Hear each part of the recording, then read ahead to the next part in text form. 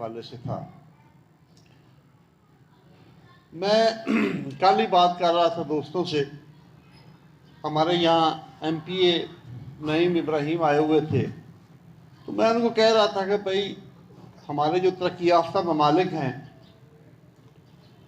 उस्ताद छुट्टी के दिन खुद भी और अपने स्कूल और कॉलेज के बच्चों को लेके शहर में निकलते हैं, अपने पार्कों में निकलते हैं, गलियों और बाज़ारों में निकलते हैं, उनको साफ करते हैं, उस्ताद भी और बच्चे भी। साथ में एक एक बैग उन्होंने पकड़ा होता है, वो हर चीज़ उसमें डालते हैं और एंड पे वो बैग एक जगह पे इकट्ठे करके वो बल्दिया के हवाले कर देते हैं। हमारे यहाँ बदनसीबी ये है कि कहीं कोई एक वाक़या ऐसा हो गया कि किसी उस्ताद ने कोई लेबर ले ली,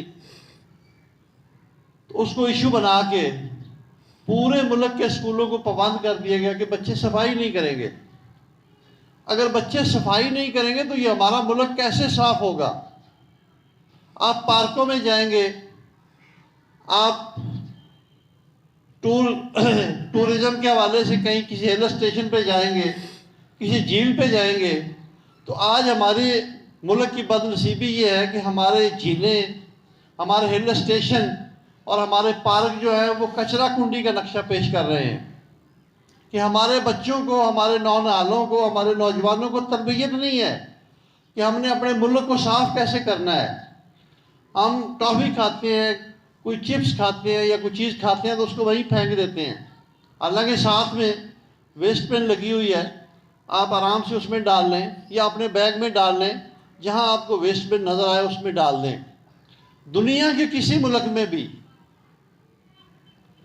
आप गाड़ी पे चलते हुए एक जो स्टिक है उसको रोड पे नहीं फेंक सकते, उसके ऊपर भी फ़ाइन है। और हमारे अक्सर दोस्त जो बाहर जाते हैं वो उस पर फ़ाइन दे के आते हैं। हमारे यहाँ ये है कि मैं 4 दिन पहले का वाक़या आप बच्चों को बताता हूँ कि यहाँ आपके सामने गवर्नमेंट हाई स्कूल है, उसमें हेडमास्टर साहब अपने कमरे में बैठे हुए थे। हेडमास्टर साहब अपने कमरे में बैठे हुए थे, उन्होंने देखा कि एक बच्चा झाड़ू लेके वो कॉरिडोर से गुजर रहा है।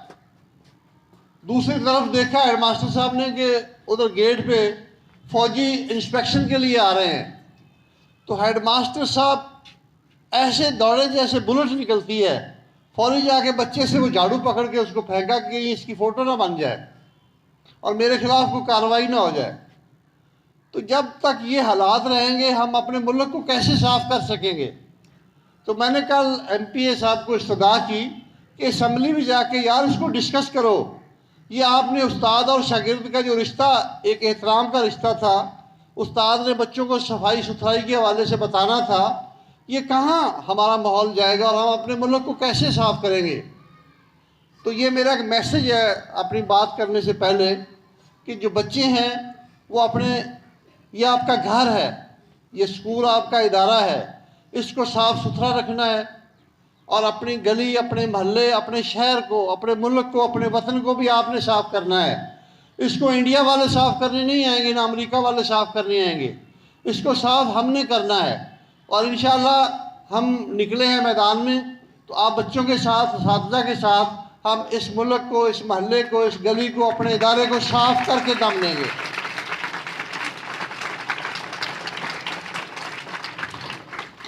तो आज आते हैं अपने मौजू की तरफ। आज हमारा मौजू है ग्रीन पाकिस्तान, क्लीन पाकिस्तान। आज के हमारे जो मेहमान हैं वो हैं हमारे गुलाम रसूल पाकिस्तानी साहब।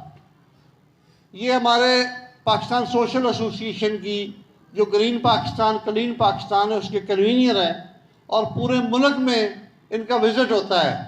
आपको मिस्टर जहांगीर साहब इनकी डॉक्यूमेंट्री भी दिखाएंगे, आज इनका प्रोग्राम भी चलेगा। ये पूरे मुल्क में कोई इन्होंने झील नहीं छोड़ी, कोई इन्होंने हिल स्टेशन नहीं छोड़ा, कोई ऐसा मुकाम नहीं छोड़ा जहाँ पे इन्होंने अपने हाथों से सफाई ना की हो, अपने मुल्क को साफ ना किया हो और वहाँ पौधे ना लगाए हों। ये आज तक 2 लाख पौधे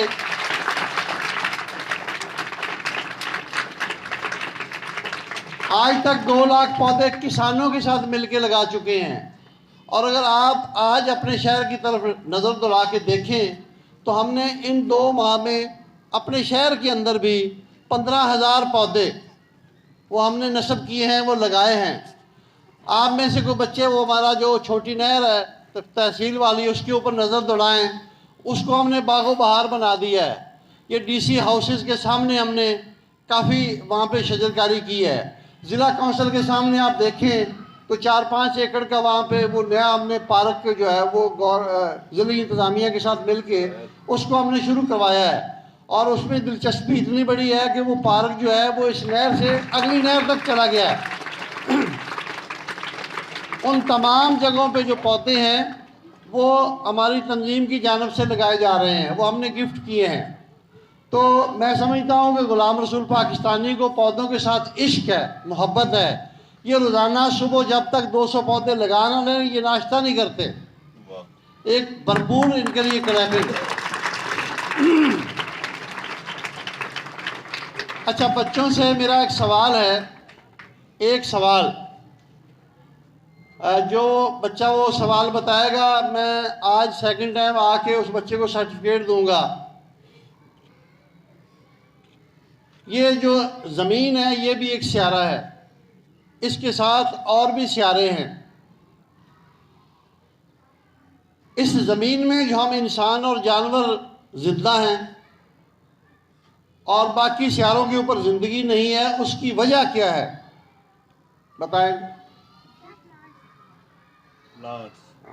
ये बच्चे के लिए भाई भरपूर तालियां।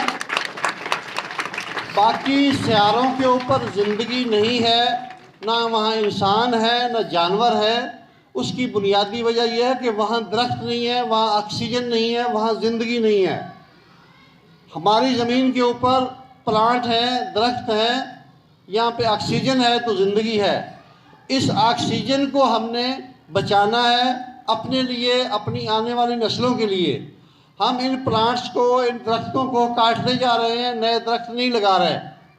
हमने आज ये इरादा करना है, ये वादा करना है आप बच्चों को। हमने आज जो हमारा ये सेशन है आपको शजर दोस्त बनाने के लिए हम आए हैं, दरख्तों की अहमियत बताने के लिए हम यहाँ पे हाज़िर हुए हैं। आपने इन दरख्तों से मोहब्बत करनी है, इन दरख्तों को लगाना है। ये जो आज हम पौधे लगाएंगे इन पौधों को आपने दरख्त बनाना है। आप में से कोई बच्चा बताएगा, ये मेरा दूसरा सवाल है, उसके लिए भी सर्टिफिकेट है। कौन सा ऐसा दरख्त है जो 24 घंटे ऑक्सीजन देता है? बाकी तमाम दरख्त जो हैं वो 12 घंटे ऑक्सीजन देते हैं और बाकी रात को जो 12 घंटे हैं वो कार्बन डाइऑक्साइड छोड़ते हैं। कोई एक दरख्त बताए बच्चा जो 24 घंटे ऑक्सीजन देता है। एक नहीं, 2, 3, 4, 5 दरख्त भी हो सकते हैं। कोई बच्चा? नीम का, वेरी गुड, भरपूर तालियां। बच्चों, बेशुमार दरख्त हैं जो इंसानों को फ़ायदा देने के लिए 24 घंटे भी ऑक्सीजन देते हैं। जिसमें सबसे ज़्यादा जो ऑक्सीजन देता है, जो सबसे ज़्यादा ऑक्सीजन देता है वो पीपल का दरख्त है। पीपल का दरख्त सबसे ज़्यादा ऑक्सीजन देता है। नीम का दरख्त ऑक्सीजन देता है। ये जो स्नेक प्लांट होता है, स्नेक प्लांट जो सांप की तरह इसका वो निकला होता है, स्नेक प्लांट भी 24 घंटे ऑक्सीजन देता है। इन बच्चों को शाबाश, ये बच्चों ने बहुत अच्छे, और आप लोगों ने इन बच्चों die तरह इसका जो नॉलेज है दरख्तों का, ये दरख्त हमारी ज़िंदगी हैं। दरख्त हैं तो हम हैं।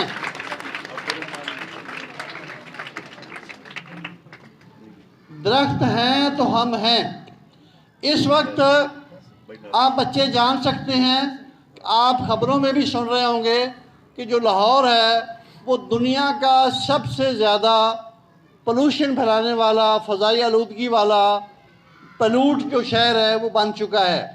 उसकी वजह क्या है कि वहाँ दरख्तों की कमी होती जा रही है और वहाँ पे जो गाड़ियाँ हैं वो धुआं छोड़ रही हैं। हमारी फैक्ट्रियाँ, हमारे कारखाने, हमारे जो दूसरे ज़राए हैं जो फ़िज़ा को गंदा करते हैं। इस वक्त लाहौर दुनिया का 1 नंबर का पोल्यूशन ज़्यादा शहर है। हमने अपने शहरों को, अपनी फ़िज़ा को साफ़ सुथरा रखना है। ये फ़िज़ा साफ़ सुथरी होगी तो हम ये सांस जो ले रहे हैं, ये हमारे अंदर साफ़ सुथरा सांस जाएगा तो हम सेहतमंद रहेंगे।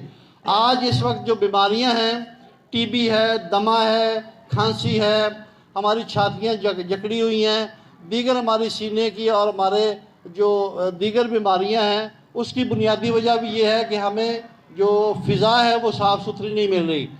इस वक्त दुनिया में पाकिस्तान जो है, इसमें वज़ीर आज़म से लेके हम यहाँ नीचे तक जो शजरकारी कर रहे हैं वो ये है कि पाकिस्तान जो है उसमें क्लाइमेट चेंज की बड़ी सख्त ज़रूरत है। फ़िज़ाई आलूदगी बहुत ज़्यादा हो चुकी है और हम दुनिया में सुरखरू नहीं हैं। हमने अगर दुनिया में सुरखरू होना है तो हमें ज़्यादा से ज़्यादा शजरकारी यहाँ पे करनी होगी, हमें अपनी फ़िज़ा को साफ़ सुथरा करना होगा और हमें दुनिया में अपना मुकाम पैदा करना होगा कि हम कितने साफ़ सुथरे लोग हैं। तो मैं बहुत ज़्यादा वक्त ले गया, मैं इन्हीं अपनी बात पे इक्तफ़ा करता हूँ। मेरे दीगर जो दोस्त हैं वो भी तशरीफ़ लाएंगे, दो चार जुमले आपसे शजरकारी के हवाले से, आपको शजर दोस्त बनाने के हवाले से, आपको फ़ज़ाई आलूदगी के हवाले से, दरख्तों की अहमियत के हवाले से वो भी आपसे बात करेंगे। शुक्रिया। जी व्यूअर्स, अगर आपने अभी तक हमारा चैनल सब्सक्राइब नहीं किया तो सब्सक्राइब कीजिए और साथ में दिए गए घंटी के बटन को ज़रूर दबाइए ताकि अपडेट्स आपको बाकायदगी से मिलती रहें।